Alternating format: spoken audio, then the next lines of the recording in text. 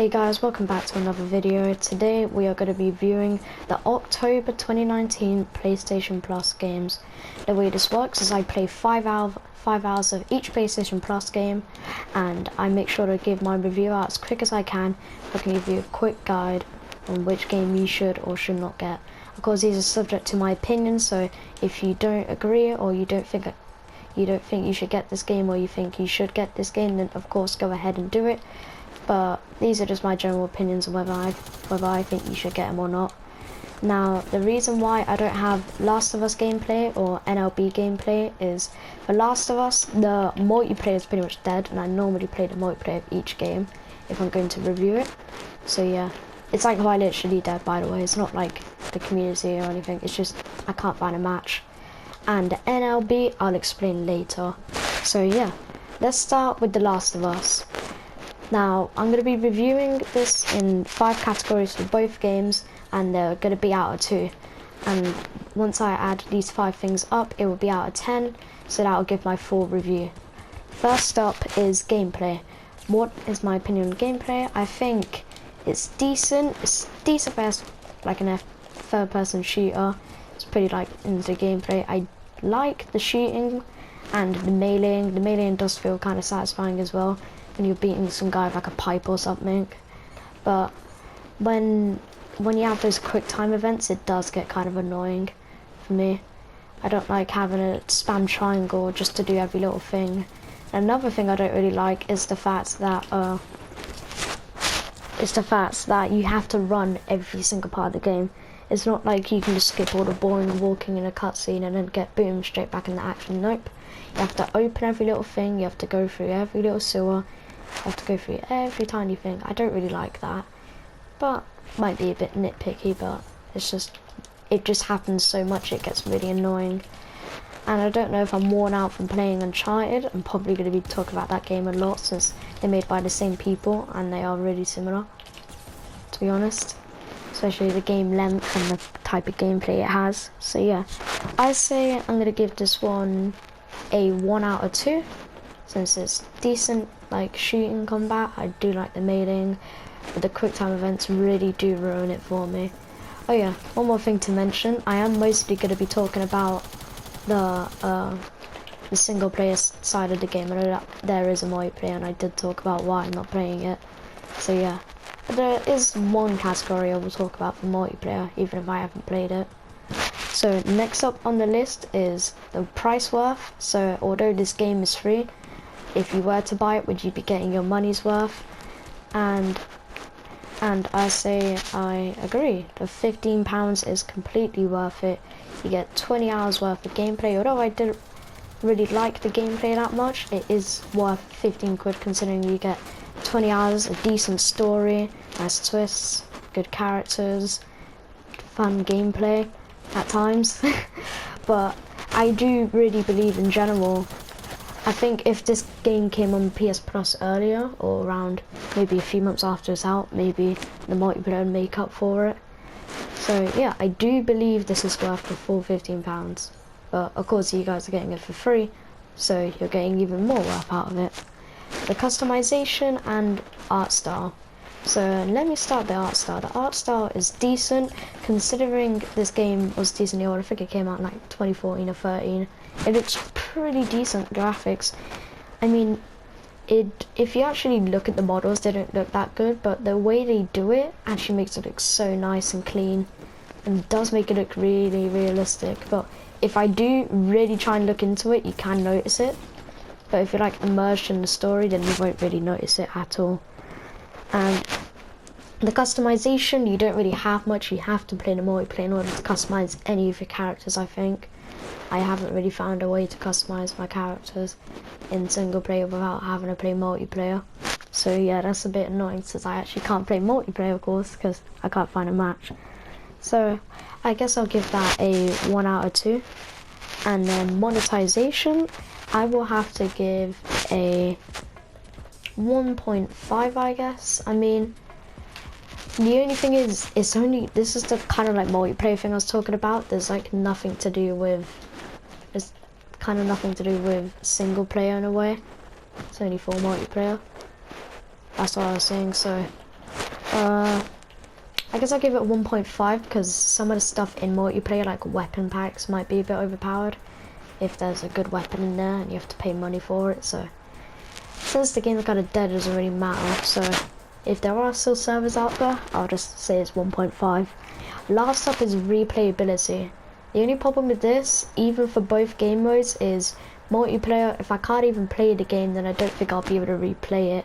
And on top of that, in single player games, unless you're going for collectibles or trophies, I think it will be pretty hard to replay a story all over again. So I feel like I'll be giving this a 0.5. I will probably have the full total on the screen now out of 10. So that's my full game review for The Last of Us Remastered. The next game I want to talk about is NLB 19, I think it's called, or the baseball game. You'll probably know what game I'm talking about. If I've said it or spelt it wrong, I'll probably have it as a little title card or something to put over it to say its actual name. And basically it's a baseball game. I'm not into sports games in the first place, so this might give me a more opinionated view, and because I've played baseball before or stuff similar to it, like rounders and stuff like that, so I thought I'd understand it, but it was so hard to understand. I didn't really get it all. So actually the reason why I don't have gameplay for this, I forgot to mention this, is because I played the first 1.5 an hour and then I sat for the rest of the 4.5 hours because of how bad and irritating it was to play. It wasn't that I couldn't get gameplay, it's just I physically couldn't play it. Like, it was so bad, I deleted it straight after I technically played those 5 hours. So yeah, sorry if I didn't really give a full 5 hours, I just generally couldn't play it, that's how much I didn't really like it. So let's start with the gameplay. I think this was the biggest turn off for me. I didn't really care too much about the stuff later on, which is kind of expected for a sports game. I don't know if this game's actually made by EA. It does sound like it is, so there's a lot of similar things to it, and I'll tell you why later. So yeah, the gameplay is boring, man. If you're the bowler or someone who's throwing the ball, it's kind of boring. You just, oh wow, let me tap a button in time, you know. It's not really that fun to play as him. So yeah, if you are kind of looking to play a bowler in this game, I recommend not, but you do eventually, so it's kind of annoying. The battle, however, does kind of feel satisfying, I'm not gonna lie, but I don't really get it how it works. So like sometimes maybe it's just out most of the time for me, but I'll just never manage to get a run with it, like only once in a while, and it keeps saying I missed when I clearly showed I'm not missing, so I don't really like that. And even when you're fielding, when the ball's thrown out and you're fielding is the most confusing part, man.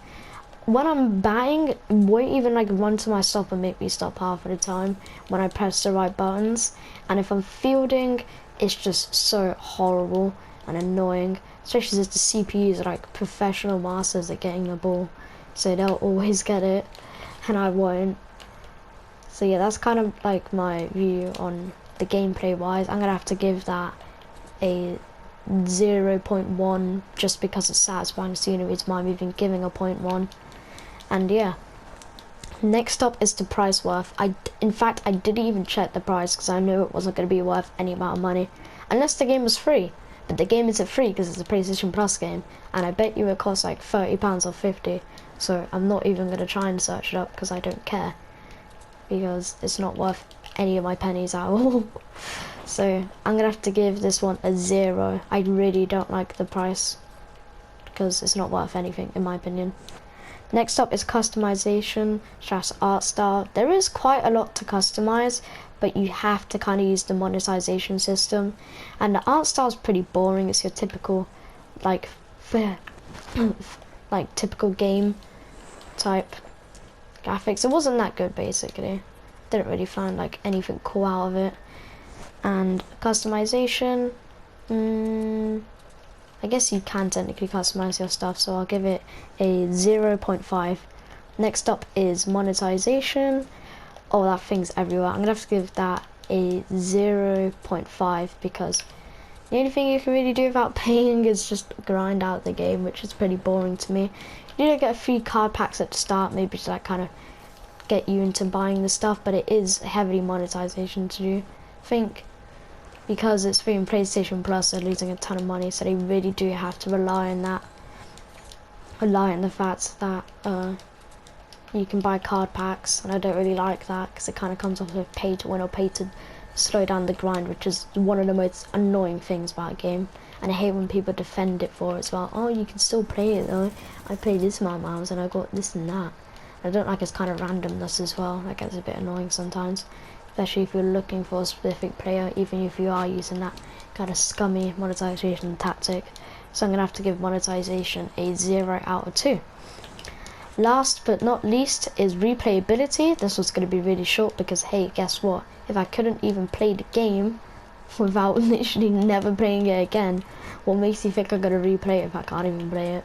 So that one's going to be an absolute 0.